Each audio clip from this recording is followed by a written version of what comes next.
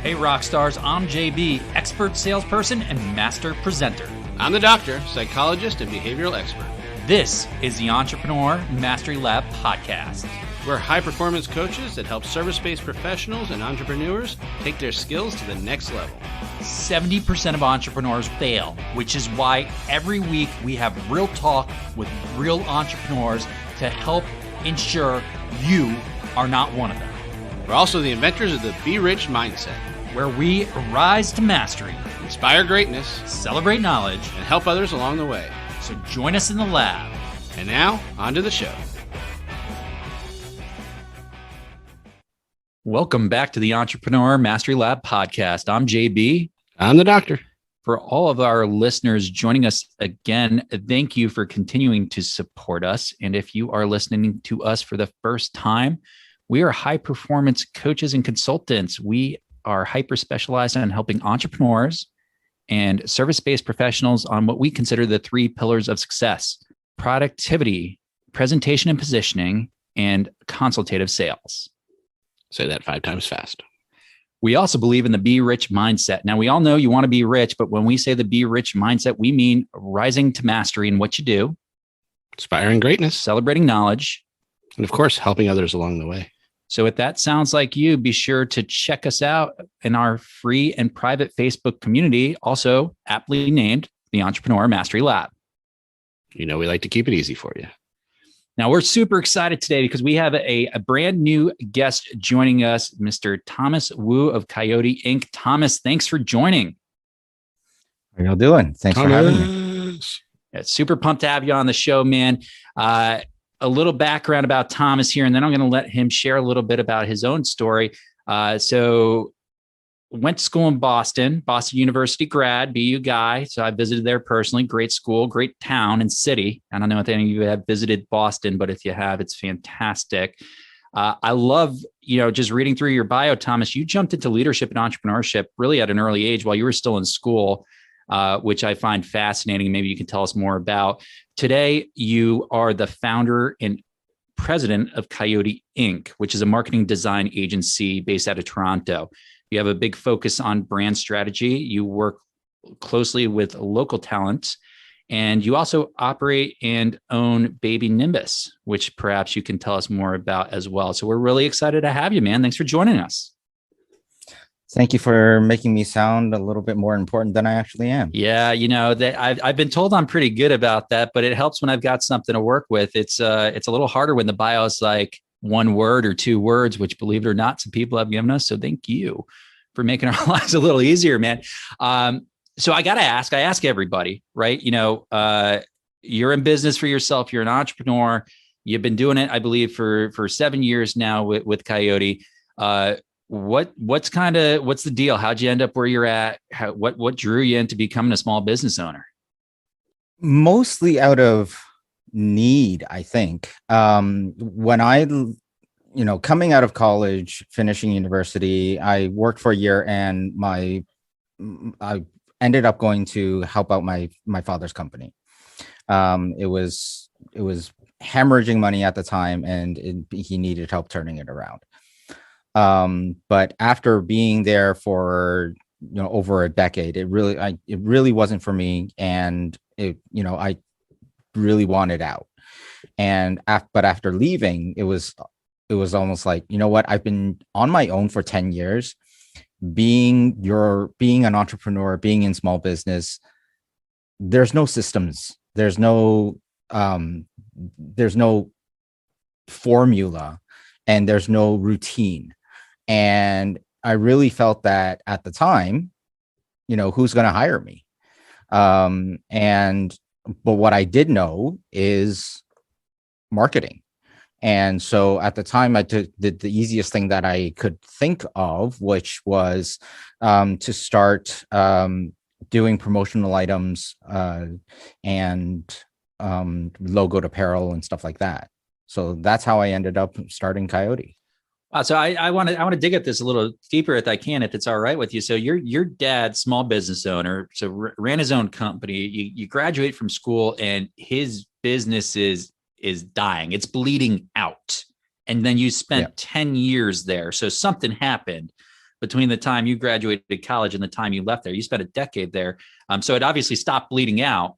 And your focus there was on marketing, or kind of what did you do? What influence did you have on that? Because I imagine you had at least some influence there. The reason why it took so long is also because, the father and son relationship. It's hard to teach an old dog new tricks and to get them to be willing to let things go. Love you, Dad. So, and so it's, it was more of a nudging process as opposed to being able to go in and make changes quickly. And that's why it took about a decade to do. The other thing was, with an understanding of marketing and with an understanding of branding, that the industry was set up where everybody was silos and everybody was competing against each other. And there was no collaboration. There was no working together, none of that stuff. And so we had come across a new technology in the way that they were producing artificial flowers, permanent botanicals. And so as opposed to just going ahead and sell that, I flipped it around, branded it, and ended up selling it to all the local wholesalers who normally would never have spoken to me. As a matter of fact, I've been told, get out, like, quite a number of times. I'm glad you didn't listen. By the way, it's interesting because you said the reason it took so long, and from our perspective, 70% of small businesses fail within a decade. So the fact that you were able to help your dad turn it around, and by the way, I totally understand the family dynamics. I do not believe I'd be able to work with somebody in my family personally. Super impressive to have the patience to deal with that, because it does take nuance, which I'm sure the doc could speak to. But man, just the fact that you turned it around and the business survived, and it sounds like you were able to institute some shifts in how you went around doing business and move a little bit into that wholesale marketplace. Very savvy of you. I think it speaks really highly of you. Forget how long it took to do it. There's a lot there that's challenging, and a lot of challenges to overcome to do something like that, I imagine. Appreciate that. Yeah, I mean, there were challenges, and we lucked out in some ways, but I mean, luck isn't the answer to everything, right? So having that luck of coming across that new technology, and that gave us an opportunity. And so from there, it was, how do I harness this opportunity to get something out to the industry, to the market that is going to be a little bit different.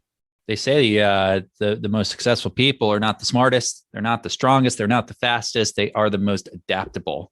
So, you can call it luck when you identify a new technology and a way to take advantage of that and treat it as an opportunity. But I think it speaks to adaptability a whole lot.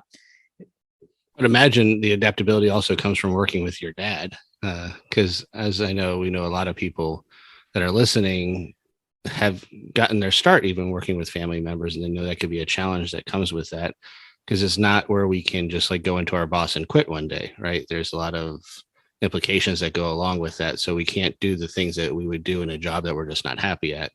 We have to kind of stick around a lot longer than we planned sometimes. And also, family knows us growing up, so they don't have the insight, or they don't see us in the abilities that we gained over time. They have this already predetermined view of what we're capable of. So having to prove yourself to family members takes a lot more effort, and hope that they're open to seeing those things. So I could appreciate where you're coming from. And I'm sure a lot of our listeners can kind of relate to that, especially if they've come from any kind of family business.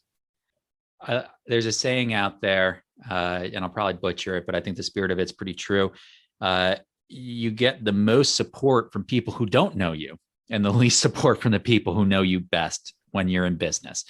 And there's something to be said about that, because I think when you know somebody really well, it's hard to draw a new picture of them.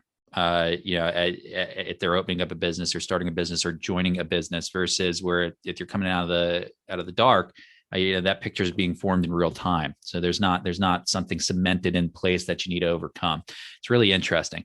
Thomas, I've got a question here that's really kind of sitting on top of mind for me. you have this experience. So not just an experience of working with family, but an experience of kind of stepping into a business that's struggling. And you navigate your way through both of those factors. You leave after a decade. Fast forward to today, you founded Koyoti. You've been running it for 7 years. Are there some lessons and some things you took from that experience of working with your dad and stepping into a struggling company that you felt like really helped your development and your growth and building out Koyoti? Absolutely. A number of things. I mean, the doc mentioned one of them really is that adaptability, to be able to pivot and to be able to kind of change. And we've changed and we've had several iterations of what Koyoti is before it became what it is today. Another thing that dealing with family and really also in that family business is really learning how to manage egos, right? Oh my God, yes. Are you kidding? Yes. You know, and so it's so everything when it does, regardless if you're dealing with clients, whether you're dealing with coworkers, teammates, bosses, what have you, everybody's personality is different. And so how do you talk to people so that it's not combative? How do you talk to people so that you can come into alignment? So that's number two. And then the third thing is it took me 10 years to turn to how, stop the bleeding for that company. And so a big part of it is patience and, staying the course. Sounds like you work with JB also. Dealing with ego, having patience. I can't imagine. I don't have any relation to what you're saying. Hey, back off. Be easy, man. I appreciate the ego conversation. If any of our listeners don't know, I spent a career in the financial services industry working with financial planners. And my father is a doctor. If anybody's learned to deal with egos over the years, I'd like to think it's me, and I know how damn hard it is. Gosh, it's herding cats, right? Dealing with egos like that, dealing with different personalities is like herding cats to get them to the same direction. And if anybody's never heard that phrase before, just think about that saying for a second, what it would be like. And if you haven't been on the Entrepreneur Mastery Lab in a few weeks, which I hope you should get to that Facebook group right away to check it out, we did talk about self-awareness a lot a couple of weeks ago. And I think someone needs to go back and review that. Whatever, man. All right, Thomas. Talk to me about Koyoti today. So you've been through a number of iterations. Today, you've really focused on branding and marketing strategy. Is that right?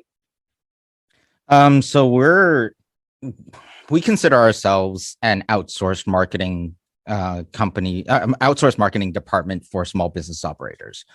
We cover everything from graphic design to copywriting to social media to video production to, really the gamut of small business marketing. If the only thing is depending on where you are, from you guys are talking to me from Florida. So if y'all want print paraphernalia, I'm not actually going to go get it printed and ship it down to you. It's just not cost effective. So, you guys are much better off if you guys need business cards and whatnot to have it done locally. Right. So, there are, depending on the need of the client, again, I'm coming from that small business mindset to always try and think about what the small business operator needs as opposed to what we want to sell them. Has it prepared you better, you think, it's serving the small business market, having kind of grown up in a sense in that small business world? Absolutely. I mean, being in small business for so long and talking to other small business operators because of it, you really get that understanding of scarcity of resource. And it's not just scarcity of money, but scarcity of time, scarcity of information, right? So all those resources are very, very limited. And so, I think that where I come in and where my team can come in and be most effective is to be able to guide small business operators through that in the marketing arena. Right. So let's chat about this a little further. I'm picturing your ideal client, right? Small business owner. They don't have the bandwidth, the expertise, or the ability and capacity to run their own marketing to the extent that it needs to be run. So you come in as an outsourced marketing company. That's all well and good. What I'm curious about, Thomas, is what consistently do you see? I mean, after 7 years, you must have some sense of where people really screw the pooch. You know, where are small business owners getting it wrong? Where do they need the most help? Quite honestly, what I have found is through that brand message and that brand identity. Small business operators are often piecemealed information. If they speak to somebody that is an SEO, they're trying to sell them SEO. If they speak with somebody that is doing promotional items, they're trying to sell them promotional items, and everybody has their angle. And very quickly, when it comes to marketing, they start to deviate from what their brand message and what their brand identity actually is, because, oh, that item is on sale and it looks cool and I can use that as a freebie and giveaway, but it has nothing to do with your company. Or, you know, somebody's selling you, tote bags and what have you, and you are a, you know, you're not a green company, but they're selling you this recycled tote bag, and which is nice, but that has nothing to do with your company and how it reflects on what you're trying to accomplish, right? So all of these kind of, and especially when it comes to digital marketers, also who I mean, their job is to sell you a sales funnel, right? And nothing wrong with that, but does it really pertain to what you do? It's the proverbial squirrel, you know. As a small business owner, it's so easy to get distracted and to go, should I go in this direction, or should I go in this direction, or should I go in this direction? Really a challenge, I think, from a marketing perspective. To your point, it's kind of easy if you're a technician and you have a product and it's like, okay, this is the product I sell, but how do I actually get my audience? And it always feels like there's a million ideas out there and 999,000 are better than the ones you've started to do. I find that most efforts take consistency and time. It does not happen overnight, although we have very little patience to get it done. So it goes, full circle to what you talked about with patience a few minutes ago. Exactly. Yeah. Also hearing one of our favorite things, not said directly, but exactly in that same tone: one size does not fit all. And if we try to fit things into categories that don't belong, we're not doing anybody any good. And I get that as a sales process. If you have a product that you're trying to sell, that's your number one goal. But what I'm hearing Thomas say, which is very important, is we know one size doesn't fit all. So we're going to make sure that we fit in the things that they actually need and not just try to sell a product just because it's what we're supposed to do. Thomas, anything about your business that really just excites you? Is there a certain aspect of it that you just love more than anything else?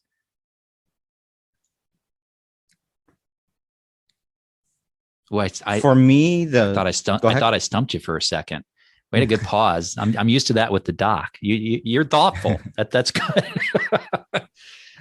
I don't want to come off as glib or flippant, right? So leave that for me. I've got it. I think for me, the thing that I like the most is the brand management aspect. Not only just building the brand, but developing that brand along the way. I think that's the most fun. It changes over time, huh? It does. I mean, a brand is its own entity. So, you kind of look at it in a way as you would a child, right? When you're born, the child will start emulating the parents, certain aspects of the parents. And so there's a lot of, your brand is going to have a lot of you in it. But as you start growing and as you become a bigger company, if you look at some of the biggest companies, the CEO and the board of directors, their personalities have nothing to do with the brand anymore. That brand has matured to a point where it's completely separate from its owners. But when you're a small business operator, if you've got a super A-type personality and you have all the marketing paraphernalia, all the strategies and all of that, saying that you're an easygoing guy, well, when the moment that you speak with that potential client, that prospective client, there's going to be this huge disconnect between what you're trying to set up the brand to be and who you are. And so it's, but as the company grows, it might turn into that, but you have to allow it that rope in order for it to get there. I think we see that in other ways too. And I think we talk about finding your why a lot, right? Your motivation, your purpose. And that is one of the underlying things in building a brand, is really having a consistent why. And yeah, that can change. Like you said, maybe the owners and CEOs' fingerprints not on there the same. And that's what's good about not building around just a personality, but building around a concept and a why. And the most successful businesses that we see today did that. They started with a why and built on that and highlighted that through their brand. I freaking love the analogy, dude. It's like a kid growing up. I mean, you're getting the DNA from both parents. You've got more than one person involved with it. You've got something that needs the space to grow, right? You could be I'm going to continue the analogy, right? You could be a helicopter parent to your business, but ultimately your business needs to develop and grow, and there's organic growth there. And genetics have so much to do with it, but so does environment. And it's really interesting. It's easy to consider businesses as they are in one sense, which is just, a structure. It's a little harder to really consider them a living, breathing entity, which is what they really act as. And, I think as a business owner, if you're open to your point, giving the rope, there's a lot of joy in seeing that growth. I mean, it's really pretty exciting, I think, for the business owner. So I can appreciate you coming in and being a part of that, facilitating that, helping kind of guide that journey. I can totally appreciate where that's where a lot of the passion, the joy comes from. So that's cool. We try. Wow, that's that's really interesting, and from what we've seen on our end, applying that practice, it's easy to put in place. This is the plan, and when we talk to a lot of entrepreneurs and service-based professionals, there's always a plan. But Mike Tyson said it right. A plan's only good until you get punched in the face. Everybody's got a plan until you get punched in the face. Life happens and businesses change and shift, and you need to pivot and you need to adapt, just like you talked about, Thomas. And so it's important to put a plan in place, but it's also important to recognize when you need to shift the plan. And that's why constant review is really important in business. And to me, it's a real standout lesson we can take from this is you need to be able to look at what your goals are and what your thoughts were. And then you need to be able to hit pause on everything, review it, and make sure that it's still in line with the reality of what you and your business are dealing with. Because if it's not, that's, you've got to kind of hit reset a little bit, and you can't be afraid to do that. Much more terrifying to refuse to do that, because then you're no longer following an easy path. You're really trying to work through a lot of resistance, and not necessarily the best recommendation for a business that's trying to get up and running or even continue to grow. Absolutely. Oh, so I have a question. I know we were talking earlier about you did a lot of travel earlier in your career, and just looking through your bio, fluent in multiple languages and enjoying inline skating, skiing, and just having all different kinds of interests. As you're out there and having to adapt, what do you think of what your personal skills that you've learned over time has been really the most beneficial for you that you've implemented into your business? I'm not sure I'm getting what the question is. So what have you learned throughout your life that you've been able to implement from your personal life, that, things you've enjoyed, skills you've learned over the years that you've been able to adapt and put in part of your business and shown your personality that way? I think a lot of it from that I've learned have come from my interests and my interest in sports. I played a lot of sports growing up as well. And you know, if you play hockey, then not everybody's a goalie, right? And the goalie's job is not to score goals, right? So knowing what your position is and knowing how to rely on other people, and also from the coach's perspective, some people need the carrot, some people need the stick, some people need something in between. And it's not really about how to make them, it's not, part of it is, helping them to overcome some of their shortcomings, but at the same time, it's really just to play to their strengths. Right. So you're not going to make somebody that's, your top scorer to be your goalie. Right. Play to their strengths, put them on the power play, that sort of a thing. And if you want to use a basketball analogy as well, you don't want your center to be your point guard. You don't want your point guard to be your center. Right. And so from that, really, I look at it as, we are but a patchwork of all the lessons that we've learned and gleaned over the years, directly or indirectly. And so all of these things that I've done, playing the piano, playing sports, having that patience to learn the technique, having the willpower to, and be to get up at 6 a.m, 5 a.m to get to practice, those sort of things, having to work in teams. I mean, they all play a part. I can't say that there's one element that really is, this is what made me, but it's all of those things and all of those experiences. Sum of a whole. Thomas, sure you've intrigued a lot of people as we were going along. And I heard that you had a special offer for our audience. Would you like to mention that right now? Yeah. I like to offer y'all to come and speak with me and let me learn a little bit more about what you guys do and what you're about.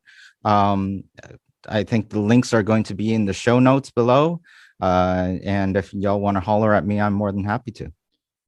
They will be in the show notes.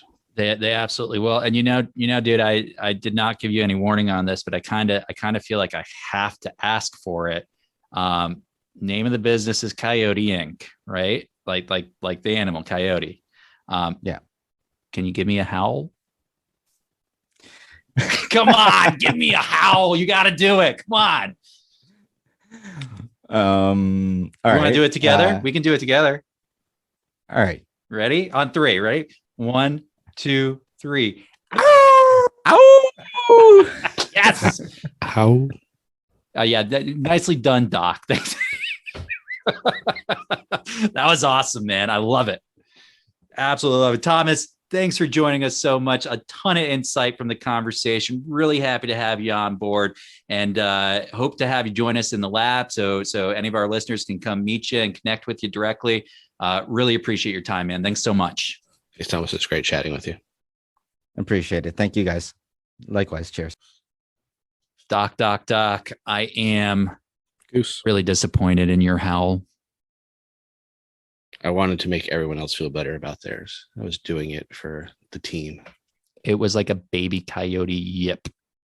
It wasn't even a howl. Just do it for the team. Take one for the team. Yeah.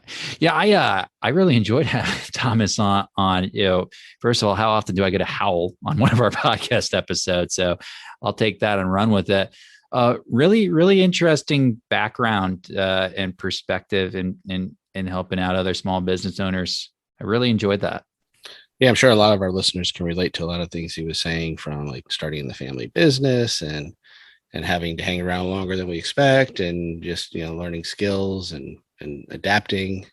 I think that comes true with a lot of what we talk about, and I'm sure a lot of listeners can really relate to that. Yeah, I think one of my biggest takeaways, Doc, we didn't necessarily hit on significantly after it was said, but it really struck me. I wrote it down. he talked about how the process in his father's business took 10 years, and it was a nudging process. And he brought that up because, he felt like, with the ego and the family dynamics, you needed to nudge. But we say it all the time that, big sweeping changes rarely stick. It's the small incremental changes that build on each other that leads to substantial change that's really going to cement. And so I found that, something that Thomas was almost defensive about showed a really, really keen understanding, like just natural understanding of, if he was going to help his father's business get back on track, not just for the short term, but like for the long term. I don't know that you can do that overnight. I mean, that takes time. And I think he said it right afterwards when he was talking about that, was having patience, and how patience was something that was definitely something he built and served him well. Yeah, really, really powerful stuff. So if you're out there and you've had experiences working with your family in business, I'm sure a lot of what Thomas spoke to really, really stuck out to you. And if you're listening in and you're not in that situation, a whole lot of the lessons we can draw from that are the same. Managing dynamics between two different people or multiple people, quite the challenge in business and in life. It's hard. And I want to hear these stories. So make sure you guys are joining the Entrepreneur Mastery Lab Facebook group, and please post a fun family working story, like something about family business and something. I want to hear something. Tell me something fun. Yeah, I've got a number of stories with my mom and dad worked together for years, but they might kill me if I share them. So I'm kind of looking forward to hearing some other people's. And we can share those inside the lab, because I'm sure your parents are not going to be in there. So that's a safe place for all you listeners to go and tell us that story. It's very true. I'm not sure they know where to find it, but for all you other people, it's in the show notes. So you don't have to go searching too hard. All right. And I hope to hear a good one that I can send to his parents and blackmail him with. Interesting. That's not likely to happen. I'm getting a new bottle of bourbon. All right, folks. Besides the Entrepreneur Mastery Lab private free community on Facebook, we are all over LinkedIn, Twitter, Instagram, Pinterest. We write a blog freaking weekly. Check it out. We have a weekly newsletter that comes out. Join the lab. Come meet phenomenal professionals like Thomas. Share your insight. Grow rich. Be rich. Join us. I'm JB. I'm out. If you want any more information on any of those things, you can always just go to our website at jbandthedoctor.com, where you can also find the podcast, the blog, and links to all those other things we just talked about. So check us out. And I am the doctor. Peace out, you.